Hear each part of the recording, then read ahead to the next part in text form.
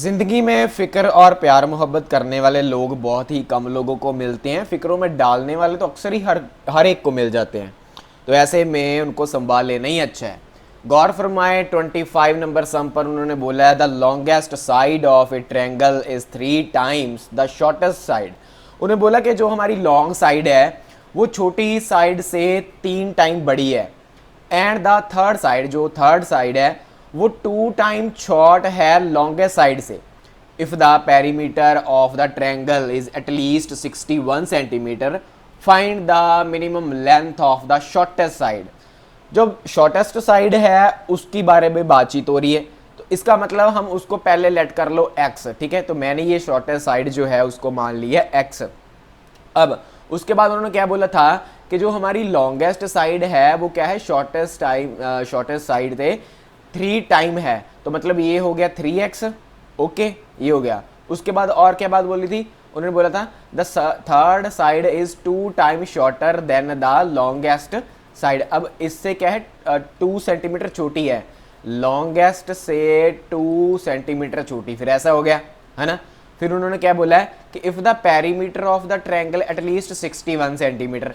Perimeter उन्होंने क्या दे रखा है, पेरीमीटर जो है वो क्या है 61 सेंटीमीटर है एटलीस्ट। एटलीस्ट का मतलब क्या होगा, जहाँ तो बड़ा होगा या फिर इक्वल होगा, है ना। 61 सेंटीमीटर है। Find the minimum length of the shortest side. तो हमने शॉर्टेस्ट साइड की लेंथ निकालनी है।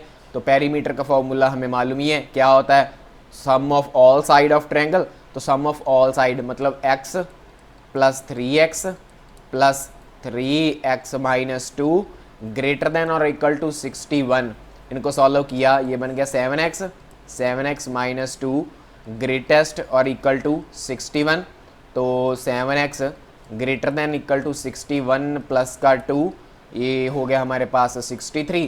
तो 7x ग्रेटर देन और इक्वल टू 63, तो 7 नीचे जाकर कट हो जाएगा, तो x ग्रेटर देन और इक्वल टू कितना आ गया 9। तो मतलब जो हमारी शॉर्टेस्ट साइड है इसकी जो वैल्यू है वो क्या आई, यहाँ तो वो 9 से इक्वल चाहिए और यहाँ पर वो 9 से बड़ी चाहिए, तभी ही हमारा पेरीमीटर जो है इतना लाई कर सकता है। गाइस एक्सरसाइज का लास्ट सम है जो बहुत ही इंपॉर्टेंट और ध्यान से करना है। A man wants to cut 3 lengths from. मैं ना आपको सीधा सिंपल में पहले बात बता देता हूँ है क्या। उन्होंने बोला है कि एक आदमी के पास ना 91 सेंटीमीटर का बोर्ड है, वो उसे 3 पार्ट में कट करना चाहता है। एक पार्ट हो जाता है शॉर्टेस्ट लेंथ का, दूसरा पार्ट हो जाता है सेकंड लेंथ और थर्ड लेंथ हो जाता है, ऐसा है ना। तो कुछ कंडीशंस हैं वो उन्होंने दे रखी है कि आपका जो शॉर्टेस्ट है वो ऐसा होना चाहिए, सेकंड लेंथ जो सेकंड पीस होगा उसकी लेंथ इतनी होनी चाहिए और थर्ड जो पीस है उसकी लेंथ इतनी होनी चाहिए, ऐसे कुछ कंडीशंस दे रखी हैं, ठीक है। चलो पढ़ते हैं। A man wants to cut 3 length from a single piece of board of length 91 centimetre. The second length, जो सेकंड की लेंथ है, is to be 3 centimetre longer, मतलब ज़्यादा है than the shortest, and third length is to be twice as long as the shortest. सभी बात shortest से ही हो रही है तो उसको हम एक्सलेट कर लेंगे, यहाँ से बात समझ आ रही है। What are the possible length, इसको ना आगे पढ़ेंगे, कंफ्यूज मत होना, ठीक है। ये थोड़ा सा ना कंफ्यूज करने वाला है। उन्होंने बोला कि शॉर्टेस्ट पे बात होगी तो हमने शॉर्टेस्ट को मान लिया कि ये मान लो x है। चलो इतनी बात होगी, आगे की बात करते हैं। जो सेकंड पीस है, second length is to be 3 centimetre ज़्यादा, मतलब 3 सेंटीमीटर ज़्यादा किससे, शॉर्टेस्ट से। तो ये क्या हो गया x प्लस 3, ठीक है, ये बात होगी क्लियर में। उसके बाद the third side is to be twice, मतलब ट्वाइस 2 से मल्टीप्लाई, ठीक है।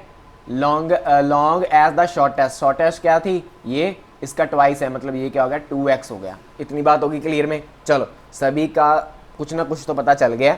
अब यहाँ पर जो आगे नहीं पढ़ रहे हम ना, इससे आगे नहीं पढ़ रहे, पहले यहाँ तक कुछ सॉल्व करते हैं। अब देखो यहाँ पर उन्होंने क्या बोला है कि उसकी जो लेंथ है वो कितनी होनी चाहिए, 91 सेंटीमीटर होनी चाहिए, 91। अब ये यहाँ पर ध्यान दीजिए कि जब आप इतने पीस करोगे, है ना, जब आप इस बोर्ड के आपने 3 पीस कर लिए, है ना, जब आपने इसके 3 पीस कर लिए तो इसका मतलब है कुछ ना कुछ इसका कट होगा, कुछ ना कुछ तो इसका जो है ना वो कम हो जाएगा ना, तो कुछ ना कुछ कम हो जाएगा।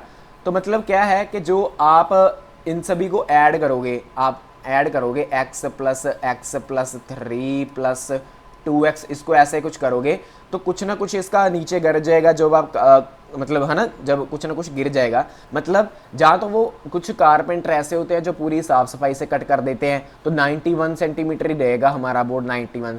तो जहाँ फिर कुछ उगड़ खबड़ वाले भी होते हैं कि पूरी सफाई से काम नहीं करेंगे, तो मतलब जब आप इसके पीस करोगे तो जहाँ तो वो कम हो सकते हैं या फिर वो इक्वल हो सकते हैं, किससे? 91 से। पॉसिबिलिटी ये भी है कि वो इक्वल भी हो सकता है 91 के, है ना, 91 के इक्वल भी हो सकता है, और क्या है, कुछ कम भी हो सकता है। तो ऐसे फिर हम क्या लिख देंगे? लेस देन और इक्वल टू। इनको सॉल्व कर लो तो ये बन गया हमारे पास 4x प्लस 3 लेस देन और इक्वल टू 91। तो ये बन गया 4x less than equal to 91 minus 3, ये बना 4x less than equal to अपना ये बन गया 88। तो इसको सॉल्व किया, ये बना x नीचे चला गया, x लेस देन और इक्वल टू 88/4। तो ये x की वैल्यू क्या आ रही है? लेस देन और इक्वल टू आ रही है 22। x की वैल्यू जो क्या है? लेस देन और इक्वल टू आ रही है 22। मतलब ये जो शॉर्टेस्ट लेंथ है ये क्या है? छोटी आएगी 22 से, या फिर इक्वल आएगी। इतनी बात तो होगी क्लियर में, है ना, इतनी बात होगी क्लियर। अब जो आगे वाली स्टेटमेंट है उसको पढ़ते हैं। आगे जो सबसे मेन बात है वो ध्यान से कहना, what are the possible length of shortest board if the third piece, जो हमारा थर्ड पीस है मतलब 2x third piece is to be at least 5 centimetre longer than the second क्या है?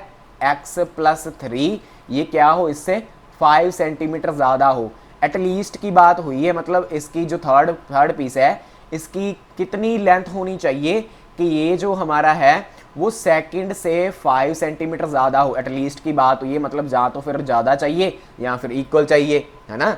एटलीस्ट का मतलब यही है कि जहाँ फिर उससे ज़्यादा हो, जहाँ फिर इसके इक्वल हो, कम नहीं होना चाहिए। तो अब इसको सॉल्व कर लो। जब इसको सॉल्व करोगे x की वैल्यू को एक साइड इकट्ठा कर लो, ये इधर आकर x माइनस का हो गया, ग्रेटर देन और इक्वल टू चल रहा है, 3 बन गया 8 5 प्लस, है ना। तो ये बन गया x ग्रेटर देन और इक्वल टू 8, है ना। ये वैल्यू आ गई हमारे पास।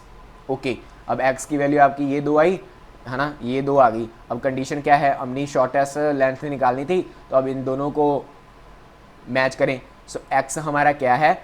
बड़ा है। x हमारा क्या है? बड़ा है और इक्वल है 8 से, और इधर x हमारा लेस देन है और इक्वल टू है 22 से। तो मतलब जो हमारा शॉर्टेस्ट बोर्ड है उसकी जो लेंथ है इसके बीचों बीच लाई करेगी, तो ही हमारी जो गिवन स्टेटमेंट है उसको सेटिस्फाइड होगा।